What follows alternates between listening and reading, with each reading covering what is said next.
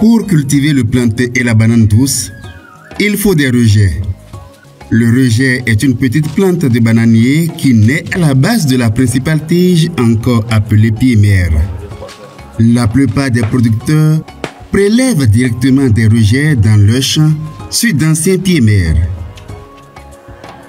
Mais les anciens pieds-mères sont souvent infestés par les nématodes, les champignons, les charançons et d'autres insectes. Quand les plantes mères sont infestées, leurs rejets le sont également. Par conséquent, certains agriculteurs n'obtiennent pas de bons plants et peuvent même parfois perdre leur production. Dans cette vidéo, des producteurs dans le sud du Bénin vont nous montrer comment avoir des rejets sains et performants.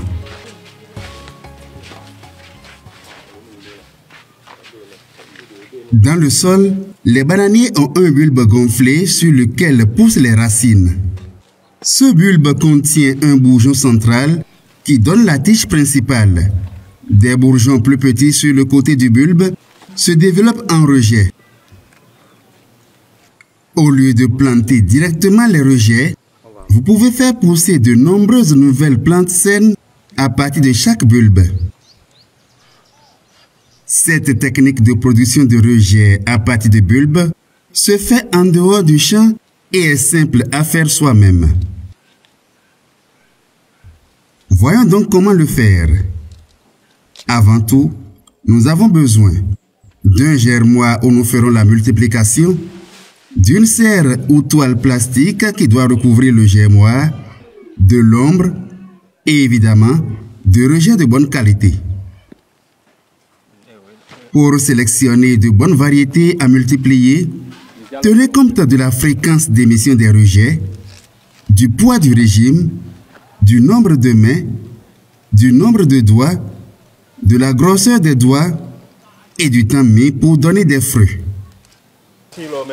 Sélectionnez d'abord un pied-mère. Prélevez un jeune rejet de petite taille qui a au plus 1 mètre de hauteur, des feuilles étroites en forme de fer de lance ou la feuille centrale en forme de cigare.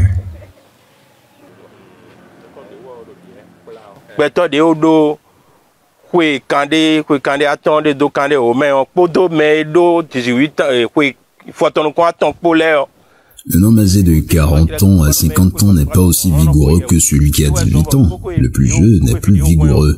Voilà pourquoi nous évitons les rejets trop grands quand nous voulons faire la multiplication. Les jeunes rejets avec environ 2 feuilles saines donnent beaucoup de beaux rejets et nous obtenons de bons résultats avec. Quand on achète ces rejets et qu'on les plante, ils donnent de bons et gros fruits qui rapportent beaucoup d'argent.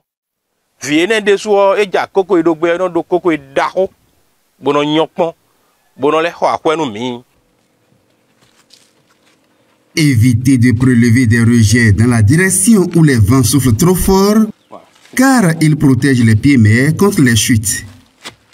Avec 2, 3 ou 4 coups au plus, enlevez les rejets tout doucement sans les endommager. Avec de la terre, recouvrez le pied-mère là où vous avez enlevé le rejet. Coupez ensuite les rejets à une longueur d'environ 30 cm pour faciliter la manipulation. Le sol du champ dans lequel vous avez prélevé les rejets peut avoir été infesté par des maladies, des nématodes et des insectes qui peuvent s'héberger dans les racines. Il est donc nécessaire de nettoyer les rejets dans le champ pour éviter de transporter des maladies et des ravageurs. Si vous lavez d'abord les rejets avec de l'eau propre avant d'éplucher les bulbes, cela réduira déjà des parasites.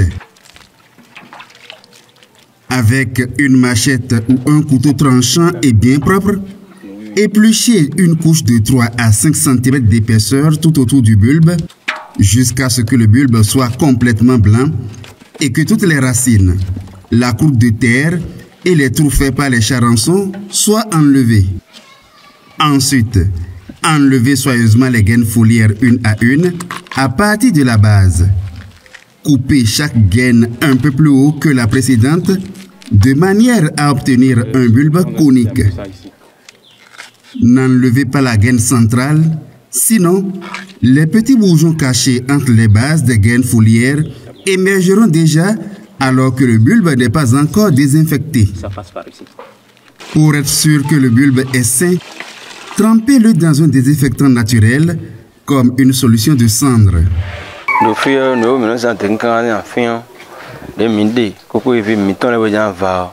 Ici, nous utilisons la cendre de rafle de palme. Quand nous sélectionnons les rejets, nous les nettoyons et les trempons dans la solution de cendre pour cicatriser les plaies avant de les mettre au germoir. Comme ils ont été trempés dans la solution de cendre, les nuisibles n'arrivent pas à les attaquer et ainsi, ça donne beaucoup de rejets et les résultats sont satisfaisants. Si vous ne disposez pas de cendre, vous pouvez aussi préparer votre solution à base de poudre de piment, d'ail ou de Nîmes. Trempez le bulbe pendant 10 à 15 minutes dans la solution en le maintenant bien immergé. Vous pouvez utiliser des morceaux de briques pour empêcher le bulbe de flotter.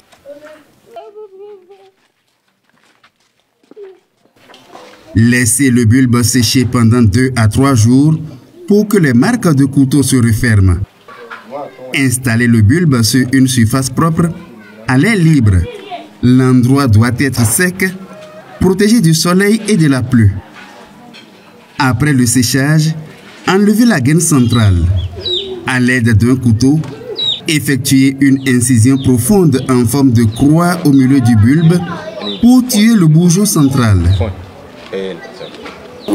Nous avons d'abord incisé le bulbe parce que si nous le laissons ainsi, seul le bourgeon central émergera. Maintenant que nous l'avons neutralisé, les autres bourgeons latéraux cachés émergeront tout autour du bulbe et nous aurons beaucoup de rejets.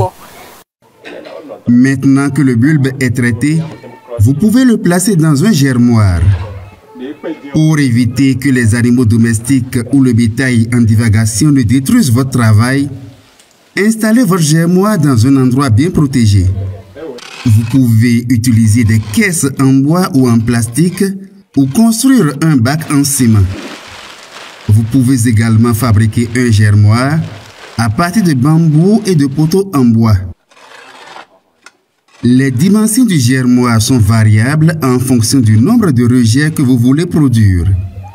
Mais il doit avoir une profondeur de 50 cm au moins. Il peut être installé directement au sol, comme il peut être surélevé. Si le germoir n'a pas de fond et est placé sur le sol, évitez tout contact avec la terre, car celle-ci pourrait contaminer les bulbes. Vous pouvez ajouter au fond du germoir 10 cm de gravier, ou bien utiliser une bâche plastique perforée. Vous pouvez aussi ajouter une couche de cendre au fond du germoir pour désinfecter le sol. Avec un germoir en ciment, vous devez prévoir un trou de drainage. Remplissez le germoir avec de la sciure de bois blanc et enlevez tous les petits morceaux de bois.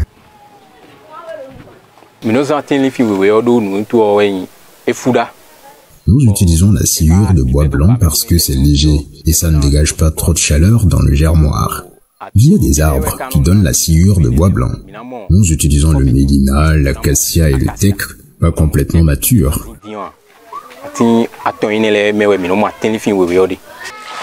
Ajoutez maintenant de l'eau propre à la sciure et mélangez bien. La sciure ne doit pas être trop mouillée, sinon les bulbes pourraient pourrir. Si vous pressez la sciure en une boule dans votre main et qu'elle ne coule pas de l'eau, c'est qu'elle est convenablement mouillée. Placez les bulbes debout en les enfonçant dans de la sciure et recouvrez-les de 3 cm de couche de sciure. La partie incisée des bulbes doit être orientée vers le haut.